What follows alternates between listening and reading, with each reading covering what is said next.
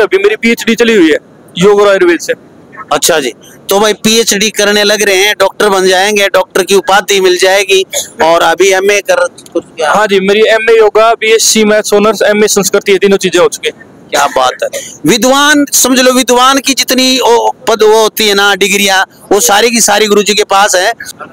तो भाई लोक प्रसार चैनल में एक बार फिर स्वागत है आपका। फिलहाल बैठे हैं हम चनानी, जोजू चनानी बाबा जतीनाथ के धाम पर, और उनके परम शिष्य श्री सुखदेव नाथ जी जो शिवानी आश्रम में रहते हैं, वहाँ इनका डेरा है, वहाँ धूणा है। ये आयुर्वेद के बहुत जानकार है, पढ़े लिखे हैं। और कितने पढ़े लिखे हैं ये पूरा तो मैं नहीं जानता, पूछेंगे गुरुजी से कितने पढ़े लिखे हैं। लेकिन पढ़े लिखे और जब समाज को दिशा देने के लिए इस चौड़े में आते हैं तो कुछ अलग ही दिशा दे देते हैं। जैसे आज उत्तर प्रदेश की दिशा बदल चुकी है, दशा बदल चुकी है। और उसी प्रकार पढ़े लिखे लोग, पढ़े लिखे युवा यदि इस सन्यासी चौड़े में आके समाज हित में कार्य करने लग जाते हैं तो बहुत बड़ा परिवर्तन लेके आते हैं। उन्हीं परिवर्तन का जो एक स्वरूप है आप लोगों के सामने बैठे हैं बाबा सुखदेव नाथ जी। नमस्कार, आदेश महाराज। आदेश जी, आपके सभी चैनल के व्यूअर्स को मेरी तरफ से हाथ जोड़कर आदेश, प्रणाम, जय श्री राम। जी महाराज जी, मैंने सुना है कि आयुर्वेद के बारे में आप बहुत जानते हैं, और आयुर्वेद का कोई अंत और कोई था, कोई अनंत है ये। लेकिन सुना है कि आप बहुत सी जड़ी बूटियां ऐसी बनाती। आजकल बहुत सी असाध्य रोग ऐसे हैं, मैं उनके बारे में जानना चाहूंगा कि कुछ ऐसे असाध्य रोग जो हमारे निजी जीवन में होते रहते हैं, लेकिन उनके लिए हम बड़े बड़े हॉस्पिटलों के चक्कर काटते रहते हैं। आपकी नजर में ऐसे कौन से रोग हो जो हम घर बैठे भी मतलब बिल्कुल थोड़ी छोटी जड़ी बूटियों से ठीक कर सकते हैं? देखिए, हमारे आयुर्वेद के अंदर 80 प्रकार के वात के, 40 प्रकार के पित्त के और 28 प्रकार से कफ के रोग बताए गए हैं। इनमें ज्यादातर रोगों का कारण वात होता है। कारण क्योंकि पित्त और कफ दोनों पंगु होते हैं।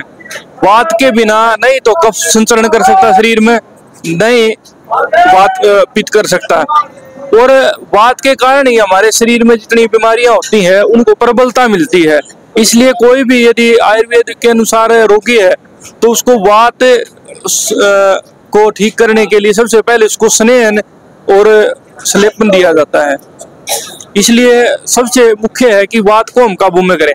लेकिन इसमें हम देखते हैं कि जैसे आजकल जो एलोपैथिक दवाइयां हैं उनके कारण लोगों की बीमारियां सादे से असाध्य होती जा रही है। कारण क्योंकि उसमें किसी भी रोग का परमानेंट सॉल्यूशन तो है ही नहीं।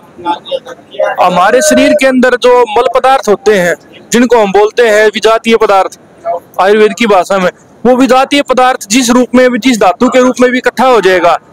जैसे हमारे शरीर में 7 धातुएं होती हैं, जो हम भोजन करते हैं उससे रस बनता है, रस से रक्त, रस से मांस, मेद, मज्जा, अस्थि और शुक्र।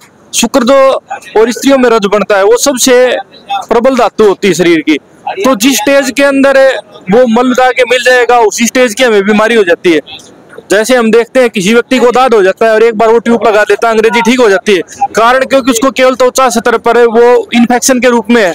लेकिन यदि हम देखिए वो मांस में जाके मिल जाएगा और त्वचा की तीसरी झिल्ली तक मांस तक चला जाएगा, मांस धातु में चला गया, तो हम कितना भी लगाते रहे जब तक उसको खाने की दवाई नहीं दी जाएगी वो ठीक नहीं होगा।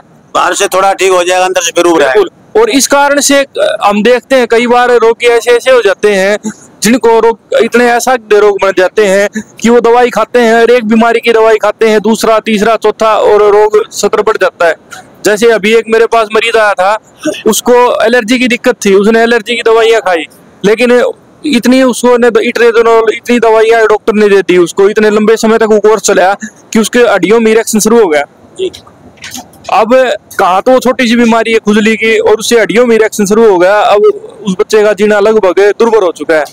तो ऐसे ऐसे अनेक जो ऐसे मरीज हैं जो मृत्यु के स्तर तक गए हुए होते हैं उनको भी आयुर्वेद कई बार बचाता है। लेकिन हमारे समाज में कमी है कि जब बीमारी अंत समय तक चली जाती है ना, तब आयुर्वेद की तरफ और योग की तरफ लोग देखते हैं। जबकि योग और आयुर्वेद को यदि प्राथमिकता दी जाए तो रोग उतना बढ़ेगा ही नहीं। क्योंकि हमारे पास लगभग 2 मरीज आते हैं तो कोई तो खाट पर पड़ा हुआ होता है, डॉक्टर ने कह दिया 3 दिन बचेगा या 5 दिन बचेगा। हालांकि कई ऐसे मरीज हमारे पास ठीक भी होते हैं कि डॉक्टर कहता है इसको ले जाओ भाई अब ये नहीं है, हम 15-20 दिन की दवाई देते हैं, उसमें कई बार होता है कि वो रिकवर कर जाता है और जल्दी से जल्दी ठीक भी हो जाता है, क्योंकि सिद्धांत का फर्क होता है। एलोपैथी में उस सिद्धांत को जगह ही नहीं दी गई, तो आयुर्वेद में हम सबसे पहले उस बीमारी के कारण को काटते हैं। तो कई बार ऐसा होता है कि उनमें जो रोगी हताश हो जाता है, खत्म हो जाता है, वो आयुर्वेद में ठीक हो जाता है। लेकिन हमारे समाज को यह धारणा बदली करनी पड़ेगी कि योग और आयुर्वेद को यदि हम प्राथमिकता दें तो दिक्कत नहीं बढ़ेगी। दिक्कत नहीं। तो देखिए, आप लोग जो सजगता फैला रहे हैं समाज में आयुर्वेद और योग के लिए, योग ऋषियों के द्वारा जो कई बातें हैं, ऐसे ही आप लोग भी यदि शुरुआती दौर में आपको यदि कोई भी बीमारी की शुरुआत है, और सबसे पहले शुरुआत शायद लीवर से और पेट से ही होती है बीमारी। देखिए, कोई भी बीमारी होती है उसकी शुरुआत 3 प्रकार से आयुर्वेद में मानी गई है। देखिए, या तो हम सांस लेते हैं उसके द्वारा, या फिर हम जो अंतर में जो भावनाएं ग्रहण करते हैं, क्योंकि स्थूल रूप में तो हम जो खाते हैं उसको ही आहार माना गया है, लेकिन हमारे आयुर्वेद के अंदर जो हम भय, चिंता, शोक, इसको भी आहार रूप में माना गया है। हम आंखों से यदि अश्लील दृश्य देखेंगे तो वो हमारे आंखों का आहार बन जाता है, कानों से यदि हम कुवचन सुनेंगे तो वो भी हमारे कानों का आहार है, वो भी हमारे मनोकायिक शरीर पर जाकर के प्रभाव करेगा। इसलिए आयुर्वेद में बेसिक सतर से हमें बताया गया है कि किस प्रकार से मनोकायिक तौर पर हम अपने शरीर को सुदृढ़ बनाएं और विचारों को पुष्ट करें। जैसे आज कैंसर की बीमारी फैल रही है, इसका 90% कारण हमारा मनोकायिक शरीर है।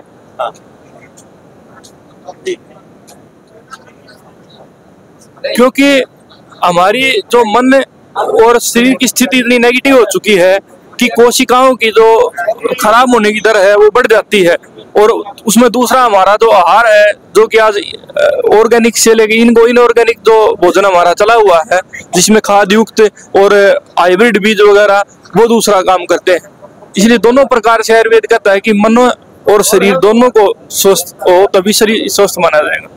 तो यदि मेरा कोई दर्शक आपसे जुड़ना चाहे, आपकी आयुर्वेदिक जो ज्ञान है उसको प्राप्त करना चाहे, कोई औषधि लेना चाहे या किसी बीमारी के बारे में जानकारी लेना चाहे, तो क्या आप अपना संपर्क सूत्र दे सकते हैं? हाँ जी, मेरा संपर्क सूत्र है 83 073 63 617 80 59 66 48 66। अपने आश्रम का पता और आप फोन पर पता कर सकते हैं, क्योंकि मेरे पास भी 3-4 डेरे हैं। तो मैं बधवाना आश्रम है हमारा, बधवाना बस स्टैंड पर जैसे आप आते हैं, वहां से धारवी गोगा जी मंदिर का रास्ता है, जोजू कला की तरफ बधवाना से जाते हैं तो वहां पर भी हमारा आश्रम है, और शिवानी वकील कॉलोनी गली नंबर 3 वहां पर भी हमारा आश्रम है। लेकिन सबसे जरूरी है कि आप समय लें, समय लेकर के ही हम मिल सकते हैं, क्योंकि हम एक परमानेंट एक जगह पर बैठ तो नहीं पाते, क्योंकि अभी मेरी PhD चली हुई है योग और आयुर्वेद से। अच्छा जी, तो भाई PhD करने लग रहे हैं, डॉक्टर बन जाएंगे, डॉक्टर की उपाधि मिल जाएगी, और अभी MA कर। हाँ जी, मेरी MA yoga, BSc maths honours, MA Sanskrit, ये तीनों चीजें हो चुकी हैं। क्या बात है। विद्वान समझ लो, विद्वान की जितनी पद वो होती है ना, डिग्रियां, वो सारी की सारी गुरुजी के पास है। तो आप लोग संपर्क कर सकते हैं यदि इस तरह की कोई समस्याएं आपको है। आयुर्वेद हमारे भारत का एक मूल जड़ है, और इस जड़ में सींचेंगे तो वृक्ष हरा भरा होगा। देखते रहे लोक प्रसार हरियाणा, वीडियो को ज्यादा से ज्यादा दबा के शेयर कर दें, ताकि सनातन धर्म और आयुर्वेद का प्रचार जन जन तक पहुंच सके। जय हिंद, नमस्कार, प्रणाम, जय श्री राम। जय श्री राम।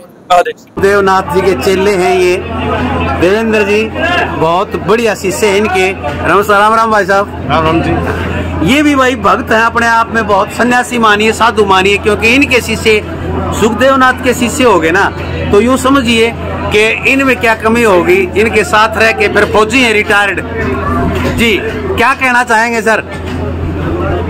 आदेश मैं ये कहना चाहूँगा जी, सौभाग्य की बात करते हैं जी, ऐसे गुरुजी मिलना पिछले जन्मों का क्रम होता है, जो कि मेरे ऐसे गुरुजी मिले हैं। और मेरे जो दादा गुरुजी हैं जी, वो परम तपस्वी बाबा जी हैं। ऐसे संत होना इस संसार की भलाई के लिए कार्य करते हैं वो, और इतनी तपस्या करते हैं जगत भगत के लिए जी। उनका आशीर्वाद मात्र ही एक ऐसा है जो कि लोगों का कल्याण करता है जी।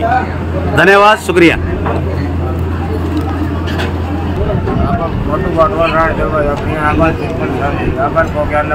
तो भाई ये देखिए, ये हैं विजयनाथ जी महाराज जी, जो 41 दिन की खड़ी तपस्या और पंच दोनों की तपस्या पे कर रहे हैं, और अभी तपस्या से सीधे उठ के आए हैं। देखिए गर्मी के अंदर से बहुत रमी हुई है। तो तपस्या कब समाप्त हो रही है आपकी जी, कब इसका समापन हो रहा है? कल पूर्ण होगी थी तपस्या जी। कल पूर्ण हो जाएगी? कल हो गई थी जी। अच्छा, कल होगी थी। हाँ। आज लास्ट है भंडारा? आज भंडारा है जी। अच्छा अच्छा। एक धुनी खड़े शरीफ पर धुनी नगर भजन चाय और दलराम के साथ। जी जी, धन्यवाद, शुक्रिया जी।